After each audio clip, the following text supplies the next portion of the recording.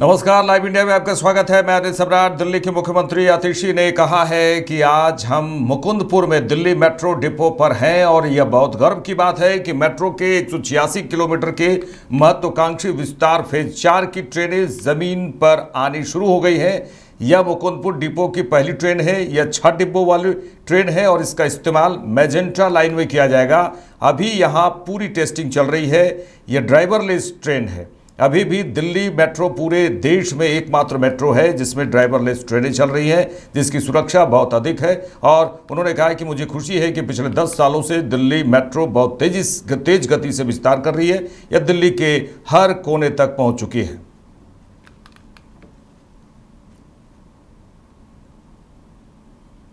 क्या क्या देखिए, आज मुकुंदपुर के दिल्ली मेट्रो के डिपो में हैं हम, और हमारे लिए बहुत खुशी की बात है, बहुत गर्व की बात है कि जो फेज़ 4 मेट्रो है, जो एक 86 किलोमीटर्स की मेट्रो की बहुत एम्बिशियस एक्सपेंशन है, उसकी ट्रेन अब ग्राउंड पे आनी शुरू हो गई हैं। तो ये पहली ट्रेन मुकुंदपुर डिपो में है। 6 कार्स की ये ट्रेन है और इसे मैजेंटा लाइन में लगाया जाएगा। तो अभी यहाँ पे इसकी पूरी टेस्टिंग चल रही है। ड्राइवरलेस ट्रेन है ये। अभी भी दिल्ली मेट्रो पूरे देश में इकलौती मेट्रो है जिसमें ड्राइवरलेस ट्रेन्स चल रही हैं, जिनकी सेफ्टी बहुत हाई होती है। और मुझे खुशी है इस बात की कि दिल्ली मेट्रो पिछले 10 साल से लगातार बहुत एक तेज़ गति से एक्सपैंड कर रही है। दिल्ली के कोने कोने में पहुंच गई है। दिल्ली से बाहर भी एनसीआर के अलग अलग हिस्सों में पहुंच गई है। मुझे लगता है कि दिल्ली का विकास भी उसी गति से चल रहा है जितनी स्पीड से दिल्ली मेट्रो दौड़ती है।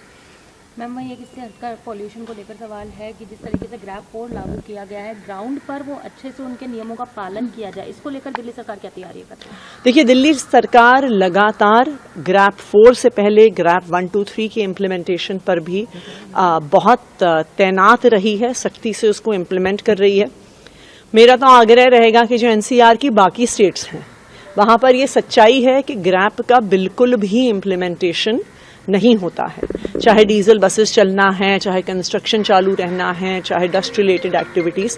तो मेरा तो ये आग्रह रहेगा कि बाकी स्टेट्स जो एनसीआर में हैं, चाहे हरियाणा है, राजस्थान है, उत्तर प्रदेश है, वो भी ग्रैब को इम्प्लीमेंट करें। और दूसरा, मेरी तो केंद्र सरकार से यही विनती है कि जब तक केंद्र सरकार सामने नहीं आएगी, स्टबल बर्निंग को बाकी स्टेट्स में नहीं रोकेगी, तो जो पूरे नॉर्थ इंडिया में, चाहे आप पंजाब, हरियाणा, उत्तर प्रदेश, राजस्थान, मध्य प्रदेश, पटना तक लेकर जो एक ये कोहरा छाया हुआ है, इसका कोई समाधान नहीं निकलेगा। असम के मुख्यमंत्री और झारखंड चुनाव के लिए बीजेपी के सह प्रभारी हिमंता बिस्वा शर्मा ने कहा है कि मैं पिछले 4 महीने झारखंड में बिताए और मैं इस उम्मीद के साथ गुवाहाटी लौट रहा हूं कि 23 नवंबर को मुझे यहां फिर आने का मौका मिलेगा और झारखंड में विकास का एक नया युग शुरू होगा।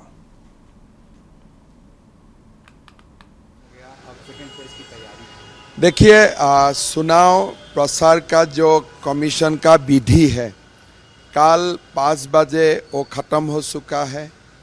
मैं पॉलिटिकल टिप्पणी या कोई भी चीज़ जो चुनाव से जुड़े हुए है उसमें मैं कुछ नहीं बोलूँगा।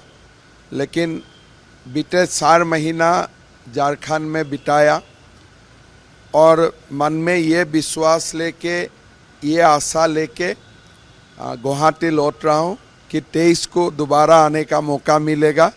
झारखंड में एक नया विकास का नया युग शुरू होगा। महाराष्ट्र में 20 नवंबर को होने वाले महाराष्ट्र चुनाव के लिए कस्बा पेठ विधानसभा क्षेत्र में अपने अपने मतदान केंद्र के लिए गणेश कला केंद्रों से ईवीएम के साथ मतदान दल रवाना किए गए। 20 नवंबर को सभी 288 विधानसभा सीटों पर मतदान होगा और 23 नवंबर को मतों की गिनती होगी। यह तस्वीर देखिए, जहां महाराष्ट्र में कल 20 नवंबर को चुनाव की तैयारी है और महाराष्ट्र चुनाव के लिए कस्बा पेठ विधानसभा क्षेत्र में अपने अपने मतदान केंद्र के लिए गणेश कला केंद्र से ईवीएम के साथ मतदान दल रवाना किए गए हैं और 20 नवंबर को सभी 288 विधानसभा सीटों पर जो मतदान होगा उसके लिए भेजे गए हैं ईवीएम के साथ और 23 नवंबर को मतों की गिनती होगी।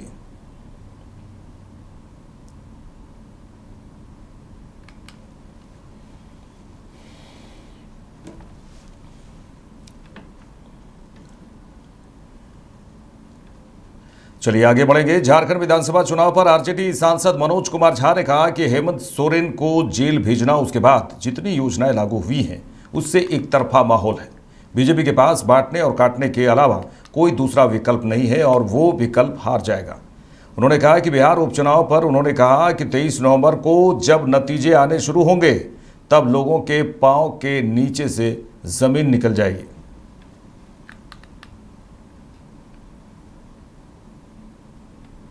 एक तरफा है, हेमंत सोरेन को जेल भेजना, उसके बाद जितनी योजनाएं लागू हुई हैं, एक तरफा माहौल है। बीजेपी के पास सिवाय बांटने काटने के अलावा कोई दूसरा विकल्प नहीं और वो विकल्प हार जाए।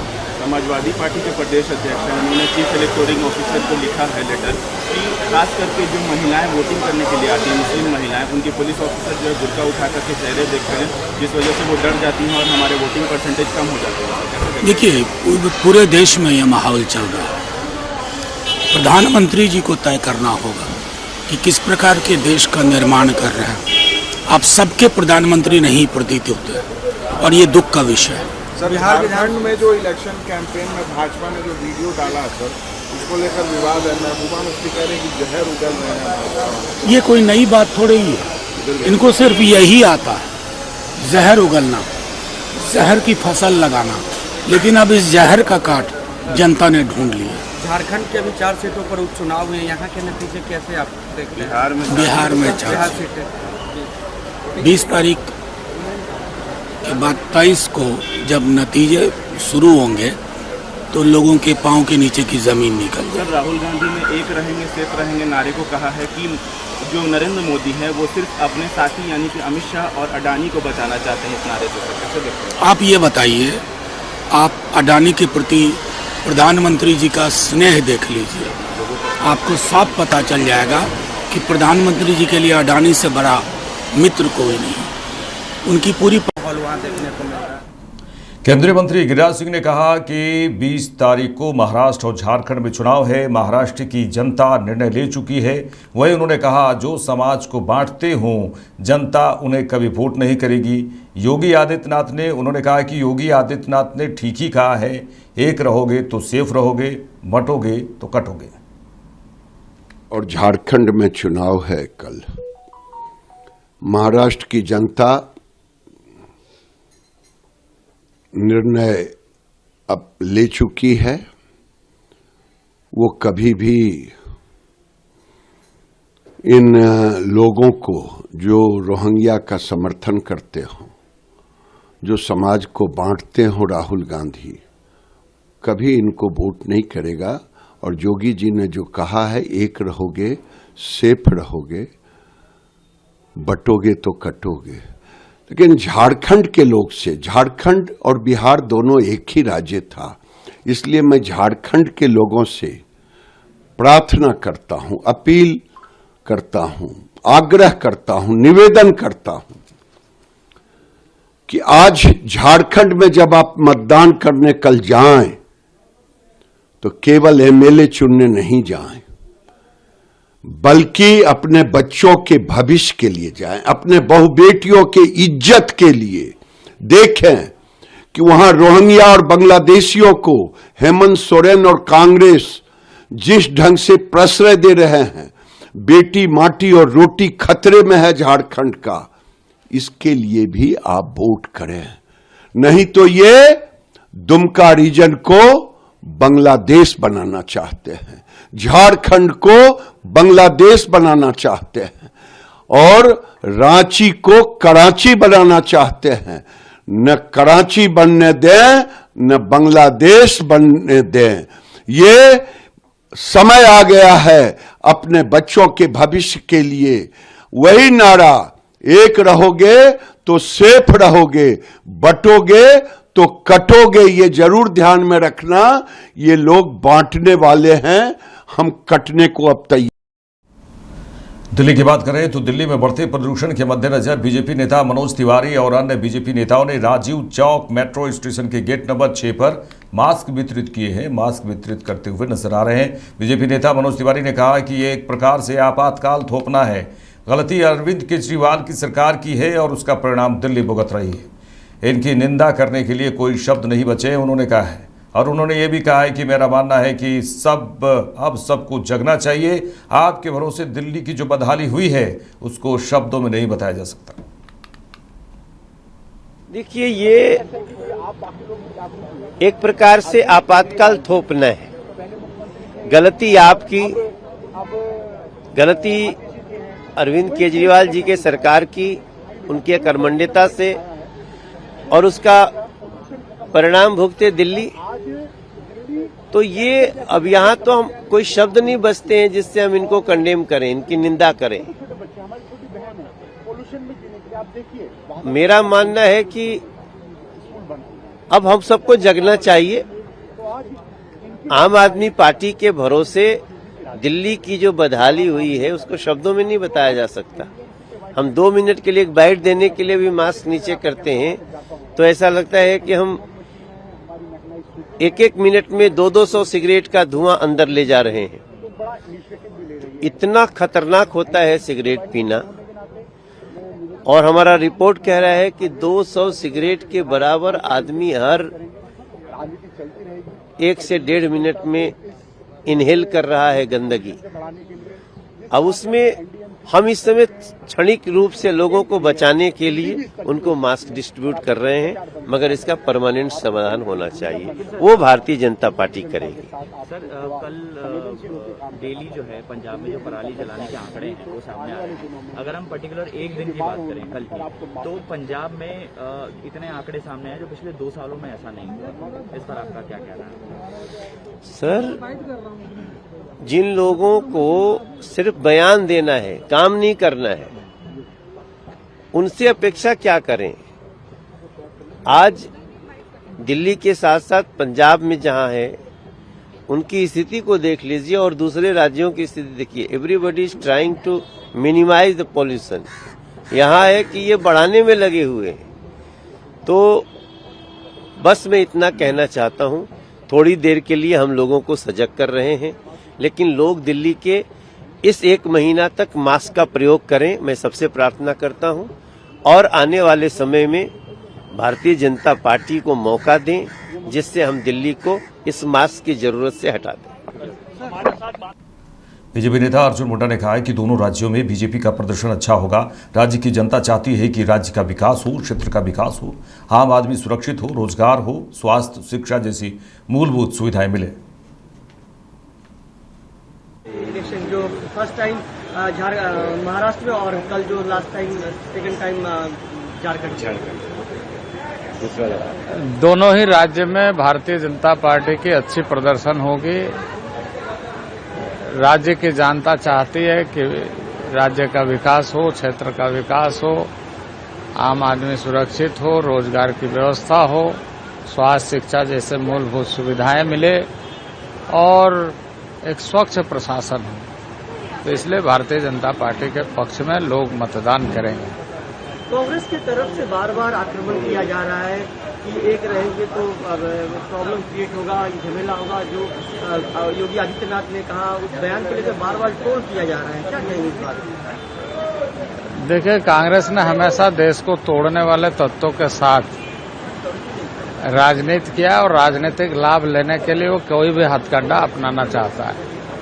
और यही कारण है कि झारखंड में उनके जो प्रभारी है उन्होंने बयान दिया कि सुविधा देने की बात होगी तो हमारी सरकार ये नहीं देखेगी कि कौन बांग्लादेशी है, कौन बांग्लादेशी नहीं है। बांग्लादेशी का मुद्दा, घुसपैठिए का मुद्दा झारखंड जैसे राज्य के संवैधानिक व्यवस्था को छिन्न भिन्न करने का प्रयास किया है और छिन्न भिन्न करने की कोशिश हो रही है। उन्हें इस बात का अंदाजा नहीं है कि यहाँ के संवैधानिक प्रावधान पर कितना बड़ा हमला इस घुसपैठी के मामले में समर्थन देने के कारण हो सकता है। लेकिन अपने राजनीतिक मंसूबे को पूरा करने के लिए वो इस तरह का बयान देकर के सिर्फ चुनाव जीतने की बात कर रहा है और झारखंड को गड्ढे में धकेलने की कोशिश कर रहा है। गोपालगंज सड़क सुरक्षा नियम सख्ती से पालन करने और दुर्घटना पर काबू पाने को लेकर जिले के परिवहन विभाग और यातायात पुलिस ने यातायात नियमों को लेकर कड़ा रुख अपनाया है। यातायात पुलिस और परिवहन विभाग सड़क पर उतरकर लगातार उन लोगों के ऊपर जुर्माना लगा रही है जो बिना हेलमेट, बिना लाइसेंस, बिना गाड़ी के कागजात लिए चलने वाले पर कार्रवाई की जा रही है। यातायात पुलिस और परिवहन विभाग के अधिकारियों के द्वारा शहर के कई जगहों पर वाहन जांच की गई, जिसको लेकर शहर में आने जाने वाले सभी वाहन चालकों में हड़कंप मच गया। पुलिस के द्वारा वैसे लोगों को भी चिन्हित किया जा रहा है जो ई रिक्शा चला रहे हैं और वह नाबालिग हैं। कोर्ट का जो गाइडलाइन है सड़क सुरक्षा को लेकर के, तो उसमें है कि सड़क दुर्घटना जो है गोपालगंज जिले में कम से कम हो, इसके लिए जरूरी है कि हम यातायात के नियमों का पालन करें। और उसमें सबसे बेहद जरूरी है कि जो टू व्हीलर है वो हेलमेट लगा के चलें। जब भी जाएं बाहर तो हेलमेट लगा के, ड्राइवर भी और पिलियन ड्राइवर जो पीछे बैठते हैं उनके लिए भी हेलमेट बहुत ही जरूरी है। उनकी जिंदगी का सवाल है। पुलिस से बचने के लिए नहीं, अपने घर वालों से मिलने के लिए आप हेलमेट पहनिए, जैसा कि हम लोगों ने स्लोगन दिया है। अतः जब भी घर से निकलें टू व्हीलर पे तो आप हेलमेट पहनकर ही चलें और लोगों दूसरे को भी प्रेरित करें। नाबालिग लोग थ्री व्हीलर जो ऑटो रिक्शा है, चाहे जो बैटरी वाले जो ऑटो है, उसमें जब भी चलाएं, जो भी ड्राइवर है देखा गया है कि उनकी आयु कम है 18 से, तो नाबालिग लोगों को गाड़ी नहीं चलाना चाहिए। अगर बिना ड्राइविंग लाइसेंस का चलाएंगे तो एक्सीडेंट की संभावना बढ़ जाएगी। उसको कम करने के लिए हम लोग ने एक विशेष अभियान चलाया है और इसमें आप सभी पत्रकार लोगों से, जो सामाजिक कार्यकर्ता हैं, उनसे अपील करना चाहेंगे कि अपने आसपास ये जागरूकता फैलाएं कि हेलमेट पहन के चलें और कम एज के जो नाबालिग लोग हैं बिना ड्राइविंग लाइसेंस के कोई भी गाड़ी ड्राइव न करें। लोकसभा में नेता प्रतिपक्ष राहुल गांधी के बयान पर बिहार के डिप्टी सीएम सम्राट चौधरी ने कहा कि राहुल गांधी प्रत्येक राज्य में अपनी स्थिति बदलते हैं, तेलंगाना में अडानी की पूजा करते हैं और महाराष्ट्र में जाकर गाली देते हैं। राहुल गांधी और कांग्रेस का चरित्र यही है। उन्होंने कहा कि इस देश को बांटना, लूटना और देश में भ्रष्टाचार को बढ़ाना है। राहुल गांधी देश में लुटेरों के सरदार हैं। उन्होंने कहा कि आज यदि भारत नहीं बढ़ा तो उसका मूल कारण एक ही है कि गांधी परिवार इस देश में राज करते रहे। 55 सालों तक भारत को लूटने के काम राहुल गांधी के परिवार ने किया।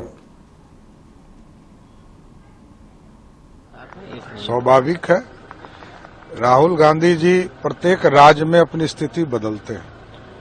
तेलंगाना में अडानी की पूजा करते हैं और महाराष्ट्र में जाकर गाली देते हैं। तो राहुल गांधी और कांग्रेस का चरित्र यही है कि इस देश को बांटना, इस देश को लूटना और इस देश पे भ्रष्टाचार को बढ़ाना। तो राहुल गांधी इस देश के लुटेरों के सरदार हैं और आप देखते होंगे कि आज यदि भारत नहीं बढ़ा है तो उसका मूल कारण एक ही है कि गांधी परिवार इस देश में राज करते रहे। 55 वर्षों तक भारत को लूटने का काम किसी परिवार ने किया तो वो राहुल गांधी का परिवार। बिहार में लोक जनशक्ति पार्टी की ओर से राज्य कार्यकारिणी और जिला अध्यक्षों के साथ बैठक चल रही है। यह बैठक 2 दिनों तक चलेगी, 19 नवंबर और 20 नवंबर तक होगी। बैठक में पार्टी कई मुद्दों को लेकर बैठक कर रही है। बैठक में आगामी 2025 में होने वाले चुनाव को लेकर यह बैठक अहम माना जा रहा है।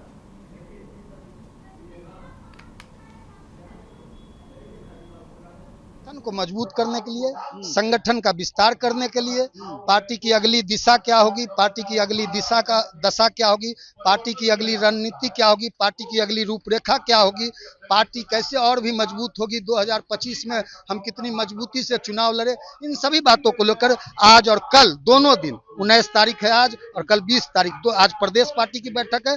कल पार्टी के सभी जिला अध्यक्षों, बिहार के सभी पार्टी के दलित सेना के जिला अध्यक्षों की कल यही बैठक होगी। बैठक के बाद विस्तार पूर्वक ही हम आपको कुछ बता पाएंगे। किस तरह से सरायकेला विधानसभा क्षेत्र से बीजेपी उम्मीदवार चंपई सोरेन ने कहा कि यहां की जनता कांग्रेस पर भरोसा नहीं करेगी। हर समय झारखंड के लोगों के साथ कांग्रेस ने अन्याय किया है। झारखंड आंदोलन के समय भी आंदोलन दबाने का काम कांग्रेस ने किया। बहुत अच्छा रिस्पॉन्स है भाजपा गठबंधन पर। पूरा प्रदेश में जनता चाह रही है परिवर्तन और पूरा कोल्हान से लेकर संतालपंगा, पूरा पलामू से लेकर सभी परमंडल में अच्छा भाजपा का लहर है। कल राहुल गांधी भी आए थे रांची में, प्रेस कॉन्फ्रेंस की राहुल गांधी ने, और कहा है कि जो रिजर्वेशन का कैप है उसको आगे बढ़ाएंगे, एसटी का जो रिजर्वेशन है उसको भी आगे करने की बात की, एससी रिजर्वेशन को भी आगे करने की बात करेंगे, उसको बढ़ाने की। झारखंड प्रदेश में कांग्रेस का भरोसामंद नहीं है और यहाँ का जनता कांग्रेस पर भरोसा भी नहीं करेगी। काहे कि हर समय झारखंडियों के साथ वो अन्याय किया है। जब झारखंड आंदोलन के समय भी कांग्रेस से कुचलने का काम किया है। कांग्रेसी आंदोलन को दबाने के लिए गोली तक चलाया, कितना शहीद हुआ है। इसीलिए वो कभी भी नहीं तो इतना लंबा झारखंड आंदोलन नहीं करना पड़ता। ये कांग्रेस ही इस तरह से कुचलने का काम किया है जो बड़ा लंबा समय तक संघर्ष करना पड़ा। कभी यहाँ का आदिवासी का दर्द नहीं समझा, न मूलवासी का दर्द समझा। इसीलिए कुछ भी कहने से कोई फर्क नहीं पड़ेगा। मेरे साथ इस बुलेटिन में इतना ही। देश दुनिया की तमाम खबरों के लिए देखते रहिए लाइव इंडिया। नमस्कार।